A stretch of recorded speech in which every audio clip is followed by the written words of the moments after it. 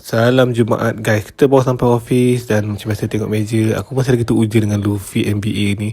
Dan traffic pun quite baik pagi ni lah. So kita dah nak buat content unpacking.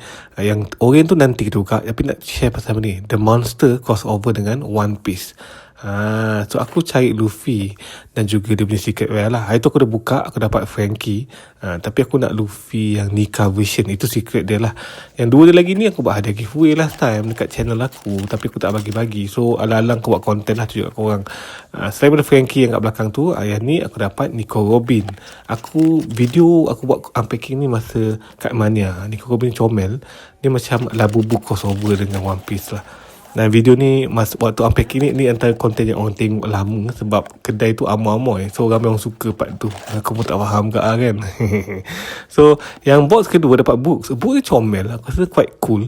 Macam Robin tadi aku tak suka sangat. Aku lagi suka yang book ni lah. Dia lagi ngam lah design dia. Sebab tak nampak sangat lah bubu tu kan. So quite nice lah design dia. Detailing dia macam biasa pop mart kan. Quality dia memang nice lah. Jadi ni hadiah giveaway aku tengah pick dah. Dan ada orang dah claim. Lagi seorang belum claim. Yang ni memang aku suka gila. Lawa gila tu Luffy ni. Perempuan jangan lupa untuk follow guys, like, subscribe dan juga selamat berpuasa.